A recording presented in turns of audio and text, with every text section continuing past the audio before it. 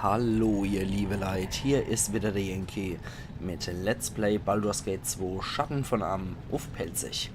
Ja, bei Bioshock habt ihr das jetzt schon ein bisschen öfters gehört, aber ich bin jetzt hier erfrischt bei Baldur's Gate, immer noch erkältet und habe noch immer so einen leichten Rotz in der Stimme. Ich hoffe, ich muss nicht allzu stark husten, falls doch würde ich es wahrscheinlich doch ich meine, wir ja, entferne wahrscheinlich oder Stummschalter. So, was haben wir dann hier? Eisengolem, Steingolem, Steingolem, Lehmgolem. Das macht jetzt wieder Spaß. Achtung. Okay. Der ist kurz vor Tod. Und jetzt kommen die Viecher hier reingerannt. Lehmgolem. So. Lass mich einen Heiltrank nehmen. Die können jetzt alle da drauf kloppen, das ist mir relativ egal. Und da ist noch ein Steingolem. So, was hat eigentlich Abdel Adrian attackiert mit dem hinterhältigen Angriff? Einen Moment. Eisengolem, ja, der hat schon mal gleich 32 Schade gemacht, das ist ziemlich heftig.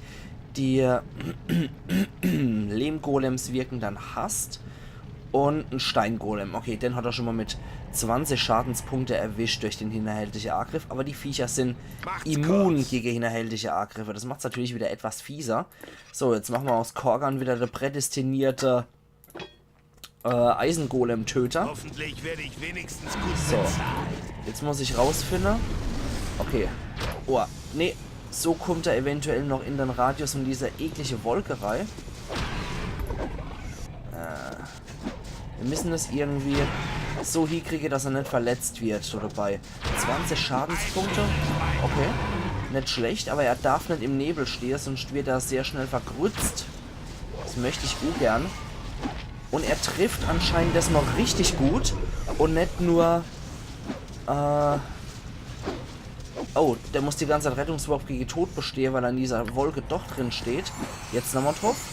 Und jetzt trifft bitte nochmal richtig Korgan. Ich meine... Das waren immerhin 23 Schadenspunkte. Jetzt muss er wieder die ganze Zeit Rettungswürfe bestehen. Weil ansonsten beim letzten Eisengolem, den wir gelegt haben, war ja das Problem, dass dieser Golem die ganze nur 2 oder 3 Schadenspunkte kriegt hat. Jetzt kriegt er 10, nochmal 10. Ja, das geht relativ fix, das mal. Und... Ochsen tot. Schlagen tot. Das dappige Vieh. Korgan, verarsch mich nicht. Jawoll. Und der Golem ist gelegt. Hervorragend.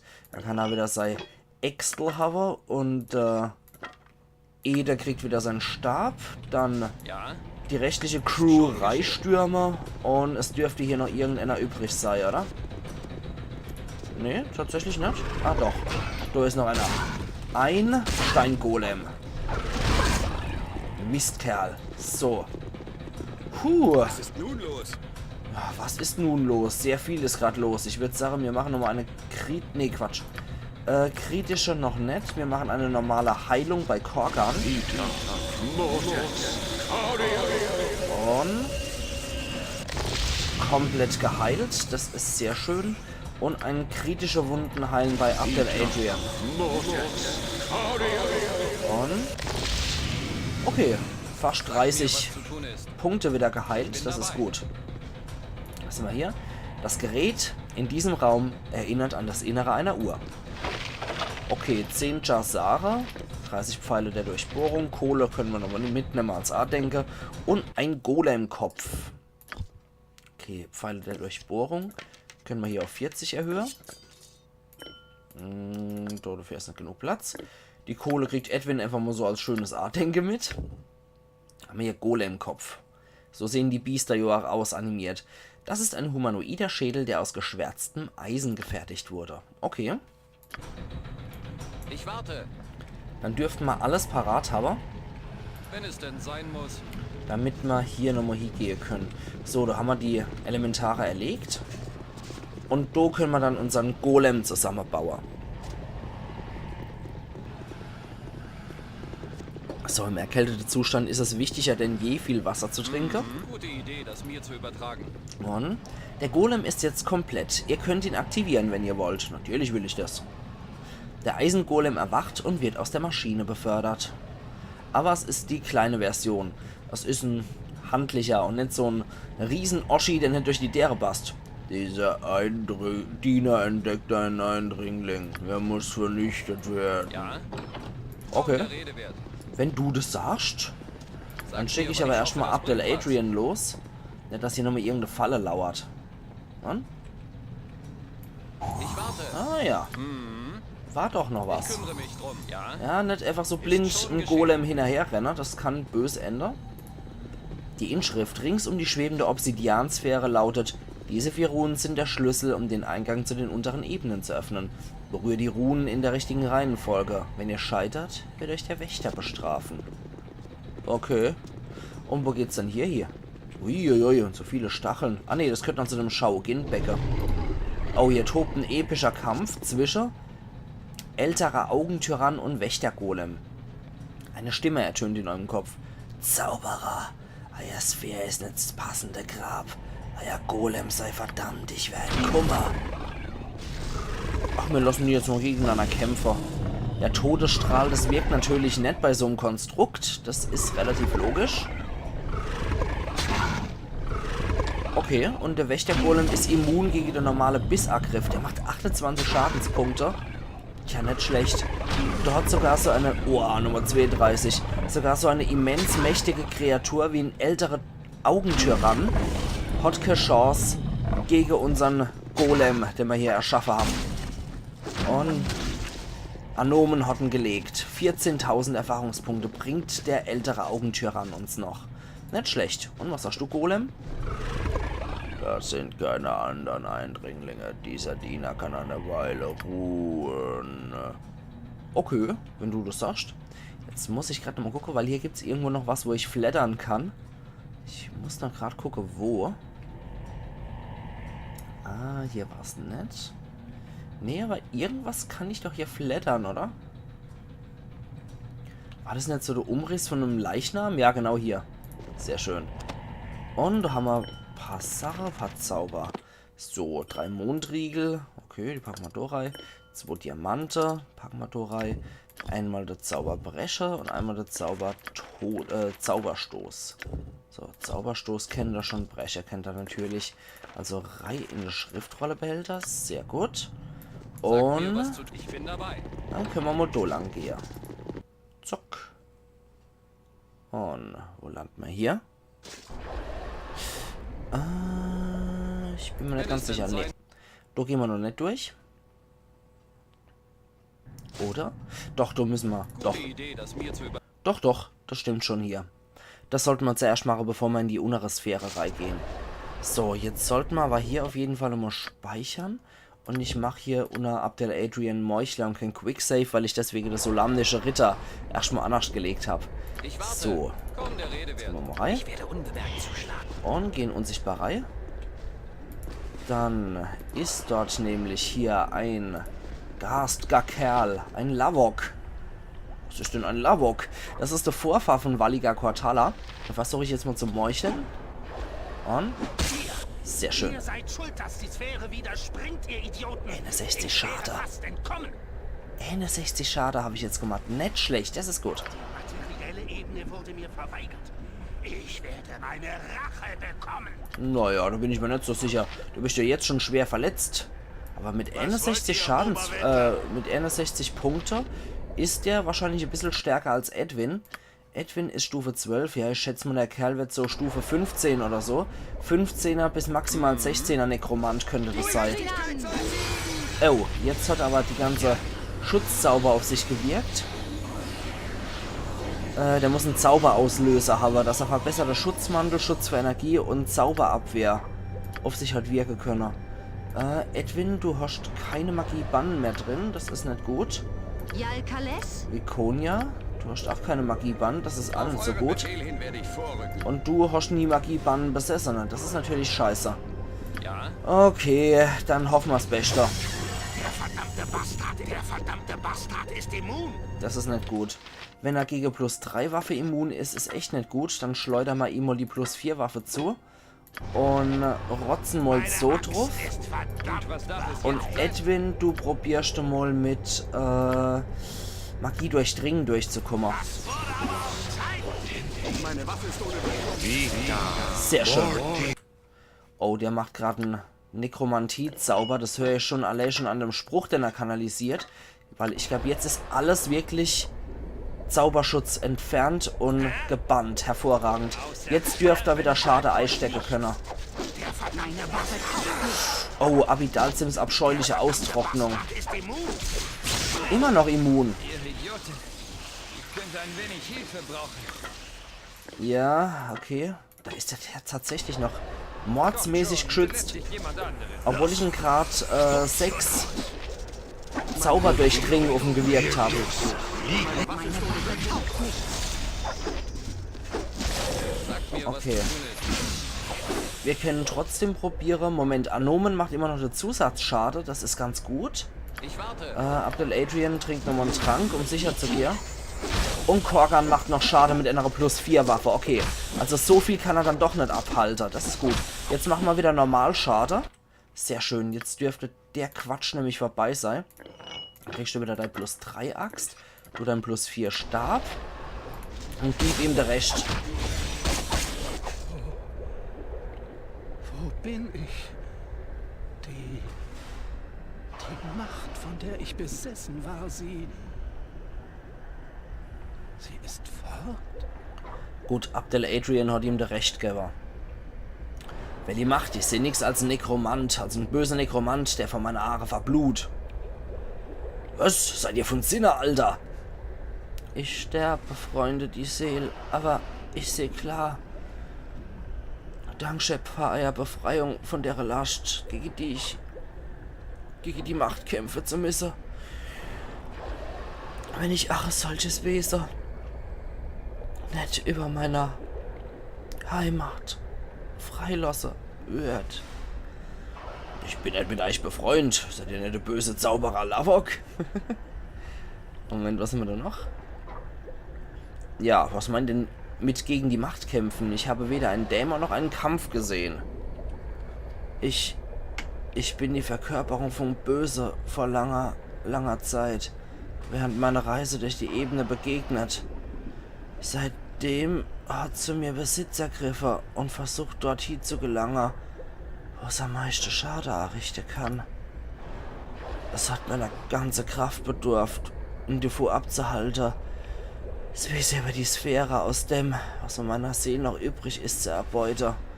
Und das schon seit so langer Zeit, dass ich mich kaum daran erinnere, wann alles angefangen hat.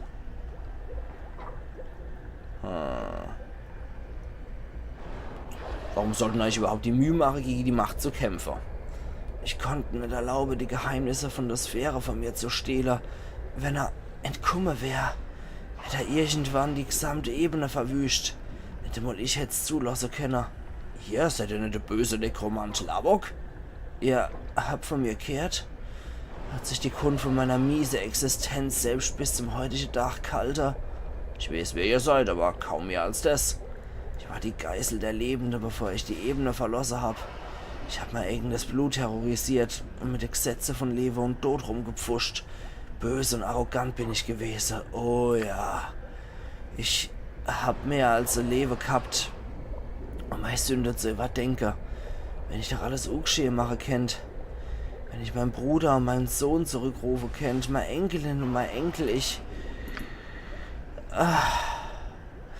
wenn ich zurückgehe und den Mann, der ich Selemols gewesen bin, Sache kennt, dass die Sphäre-Mission vom Stolz war, die zum Versagen verdammt war. Ich spüre, dass meine letzte Atemzüge gekommen sind, aber ein bisschen Zeit bleibt mir noch. Zeit genug für eine letzte Abmachung. Ihr du Halbling, kann ich mit euch eine Abmachung treffen? Ja, dann sag mal, was willst du und zieh's vielleicht in Erwägung. Die Sphäre ist bewegt worden. Das kann ich fühlen, das war eine automatische Verteidigung gegen Eidringlinge, die ich vor der Verkörperung fernhalten konnte. Er hat auf jemand gewartet, die der aufmachen und Eidrede tät. Ich hab gewusst, dass das die Sphäre als Verteidigung automatisch dazu veranlassen tät, durch die Ebene zu reißen. und der Rest von Energie zu verbrauchen. Man nennt sich die Hoffnung. Aber jetzt, wo die Verkörperung fort ist, müssen wir in eine Heimatebene zurückkehren. Ich werde jetzt sagen, wie im Tausch gegen weitere Sachen. Kleinigkeit. Ja, wenn das ein Magier schon sagt, ne? Ich bin so lange schon auf Reise. Ich mag noch ein letztes Mal meine Heimat sehen. Wenn wir zur materiellen Ebene zurückkehren, bring mich nur draußen und lass mich unterm Himmel von dem Ort sterben, dem ich geboren wurde. Das ist alles, warum ich euch bitte, weder Tricks noch Tücke. Ich flehe euch Ja, komm, wie ihr wünscht. Ich werde machen, was ihr wollt. Sehr gut. Die Sphäre bezieht die Energie aus dem Herzen, eine mächtige Dämon oder vielmehr, sie hat sie daher bezogen. Müsst aus der Ebene raustreten und ein anderes Herz beschaffen. Ich weiß, dass das schwierig wird, aber euch ist es gelungen, die Verkörperung zu besiegen. So dass ich hoffe, dass ihr auch stark genug seid für die letzte Aufgabe. Wir schaffen's Herz und kehren zurück. Gehen in den Maschinenraum und platzieren's in den Golem, der dort als Energiequell dient. Ich werde die Kontrollmechanismen einstellen, sodass wir zur materiellen Ebene zurückkehren können. Aber dummeln euch. Ich weiß nicht, wie viel länger ich meine Existenz aufrechterhalten kann. Na, der hält zumindest so lange durch, bis wir da rauskommen. Eine Bedeutung der Kontrollen, die diese Station umgeben, ist so kompliziert, dass ihr ihre Bedeutung nicht einmal ahnen könnt. Das hier ist wirklich kein Platz für einen Mann meiner Bedeutung. Ja, Edwin, ist gut. Als ob sie dich jemals rauslassen täten aus deinem Haus. So, das ist ja ein roter Magier von Tai. Das sind eigentlich allesamt ziemlich bösartiger. Okay, Sporenkolonie. Die erschafft Mykonide. Also drauf. So. Ja, Mist. Okay, den Zauber konnte ich nicht mehr aufhalten. Alle raus aus der Grütze. Wir wollen nicht verwirrt werden. Okay, da ist jede Menge lustiger Kruscht. Dann können wir verticken. Das ist eine Schleuder +2. Perfekt, die kann Edwin haben. Ich wollte dafür einfach nicht extra Geld ausgeben. So, das kann Vikonia erstmal an sich nehmen. Genau, die Ogerkrafthandschuhe wollte ich ihr sowieso geben. Oder... Ja, egal. Hauptsache, die sind in Gebrauch, die Dinger erst einmal. Weil so oder so, wenn die bessere Waffe kriegt, dann können wir für sie auf jeden Fall die Stärke aufrechterhalten. Das ist schon mal nicht schlecht. Also Vikonia wird ihr große Stärke behalten durch Gegenstände. Dafür sorge ich auf jeden Fall. So, zack. Das geht an Anom, auch wenn der derzeit verwirrt ist. So. Und lassen wir kämpfen. Oh, da ist die nächste ekelhafte Sporenkolonie. Moment. Ach, scheiß drauf. Die Rettungswürfe müsst ihr schaffen, Leute. So, komm schon. Mach die ekelhafte... Okay, die Sporenkolonie ist tot. Dann raus aus der Grütze. Und gegen die Mykonide. Oh, hoppla. Moment. Hallo, Mutter Gaula. So, auf den ekliger Pilzkopf. Und jetzt Dido. Oh, Vikonia ist auch verwirrt. Anom ist wieder bei uns. Sehr schön. Ich hätte nicht gedacht, dass diese Gruppe fähig sein würde, mich zu erfreuen. Aber dennoch bin ich beeindruckt. Ja, zuerst jammert darum, dass wir irgendwelche arme Idioten hätten anheuern sollen, um in den Dungeon zu gehen. Und jetzt ist er doch erfreut über die Gruppe. Der weiß auch nicht, was er sagen soll. Mit dem Schwert und ich werde angreifen. Ausgezeichnet, alter Knabe. Heil dich erstmal. Dann heil dich noch einmal.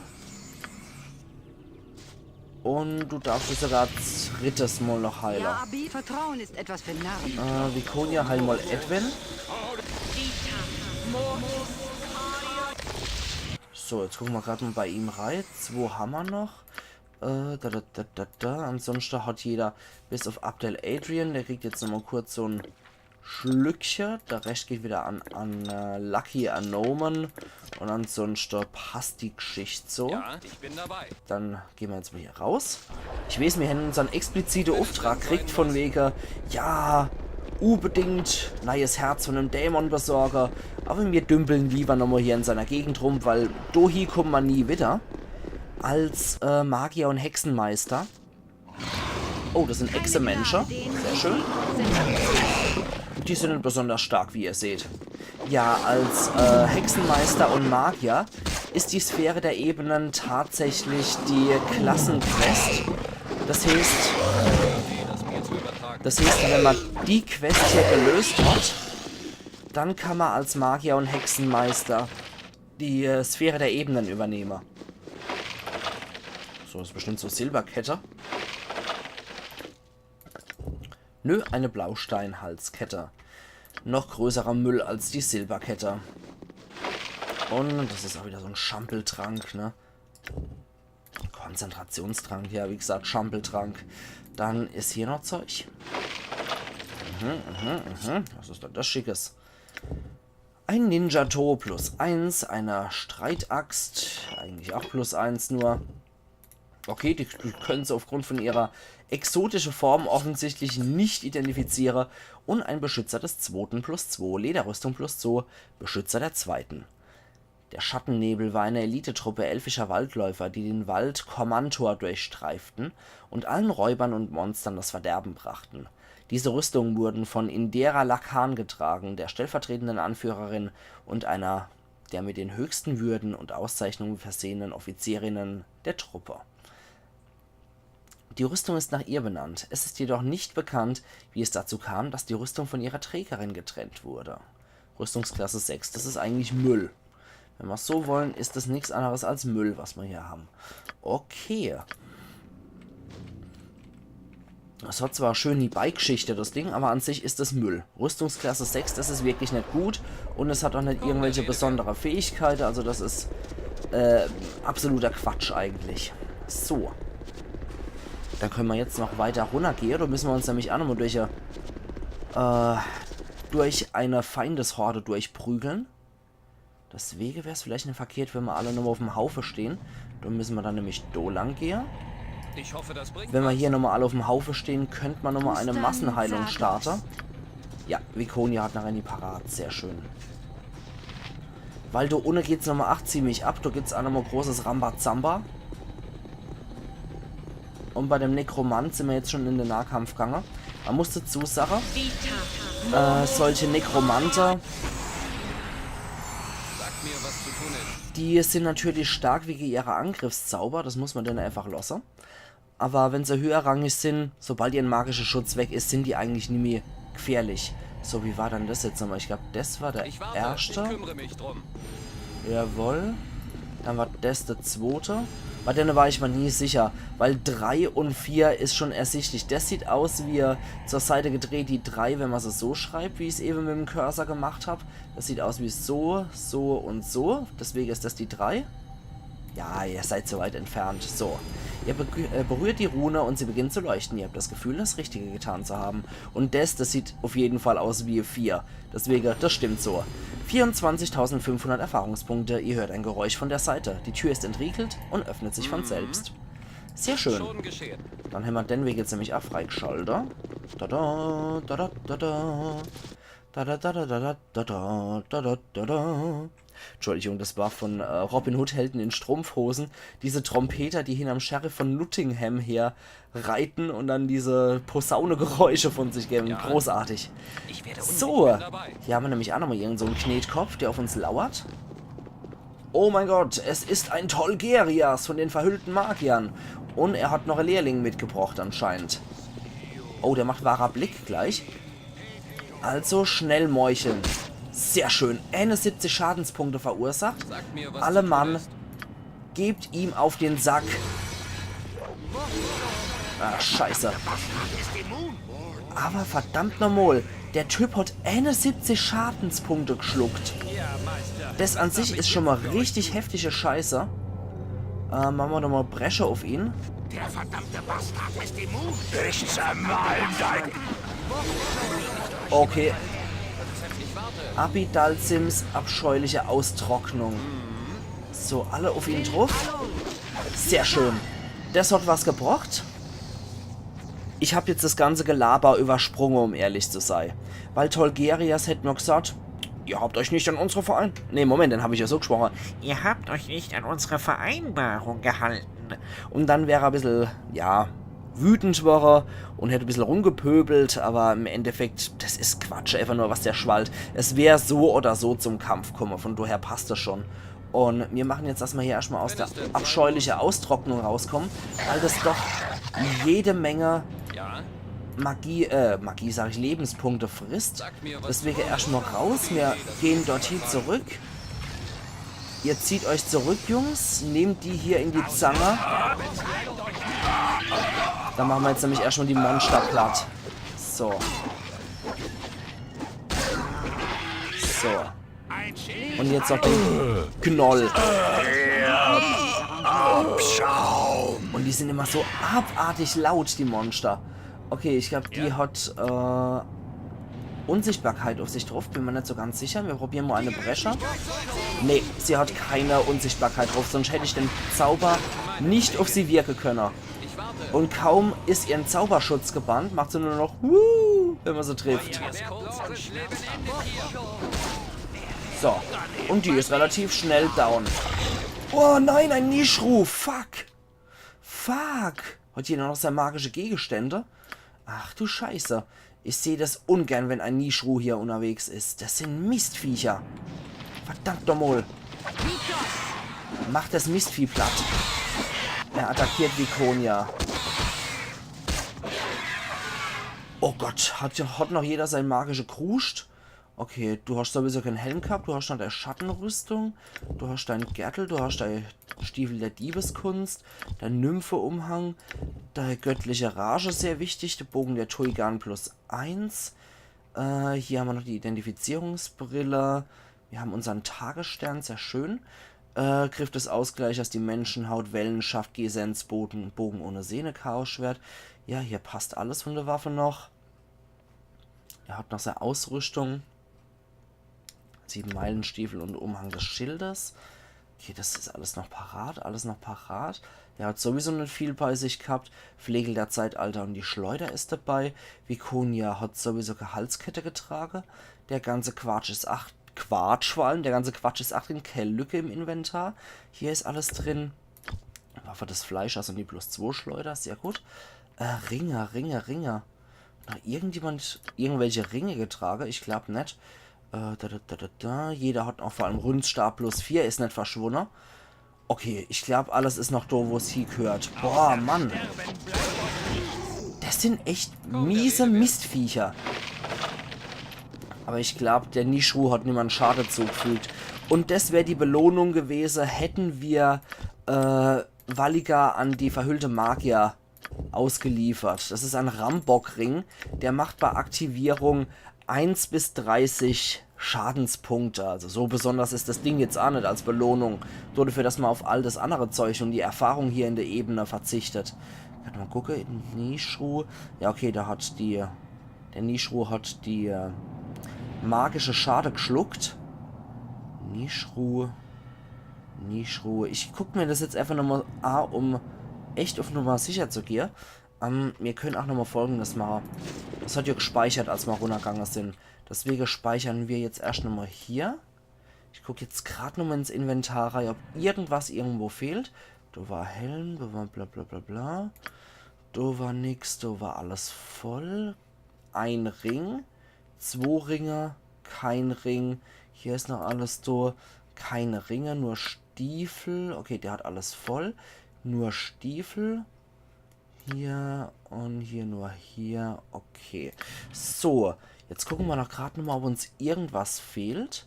Wir gehen jetzt beim Autosave nochmal kurz rein und gucken uns das an. Jetzt gehen wir nochmal ins Inventar. Da ist alles wie es sein sollte. Jawohl, 2 Ringe. Ein Ring, alles voll. Genau, kein Gürtel. Der hat hier alles voll und jawohl. Schildamulett hat er hier gehabt. Okay, ich war mir nicht so sicher, ob das noch da war. Schildamulett, zieh nur Stiefel, jawohl. Und er nur die 2, genau. Okay, jetzt keine Ringe, keine Ringe, keine Ringe. Und Schildamulett. Das ist das Einzige, wo ich jetzt nochmal gucken muss. Dann gehen wir jetzt nochmal hier rein. Abdel Adrian Meuchler. Und wie schaut's aus? So, jawohl, sieht alles gut aus. Jawohl, der hat sein Schildamulett. Perfekt, gut, wir haben keinen magischen Gegenstand verloren. Also sorry, wenn ich nur etwas pingelig bin. Aber ich habe schon mal erlebt, dass ich wirklich eine Weile dort durchmarschiert bin. Und habe erst viel zu spät gemerkt, dass ein Nishru mir dann Dinge abgesaugt hat, wie Baldurans Helm, die Geschicklichkeitshandschuhe und lauter so Dinger. Wie Und lange wollt ihr meinen Rücken noch vor für eure allem, Peitsche bearbeiten? Ich meine, wir rasten dass jetzt. dann so Dinger gefehlt haben, wie Griff des Ausgleichers, Gesensbogen ohne Sehne. Das sind Dinger, die sind jetzt momentan einfach nur Platzschlucker. Aber sobald man dann die entsprechende Teile hat, sind es Ingredienzien, die zu epische Waffe führen, und auf die verzichte ich sehr, sehr ungern. Jo, aber ich würde jetzt sagen, ihr liebe Leute, halbe Stunde ist mal wieder vorbei und ich mache an der Stelle jetzt meinen Cut. Das heißt, wir sehen uns morgen wieder zu Let's Play Baldur's Gate 2 Schatten von Am auf Pelzig. Also machen's gut und bis morgen dann. Ayan Yankee.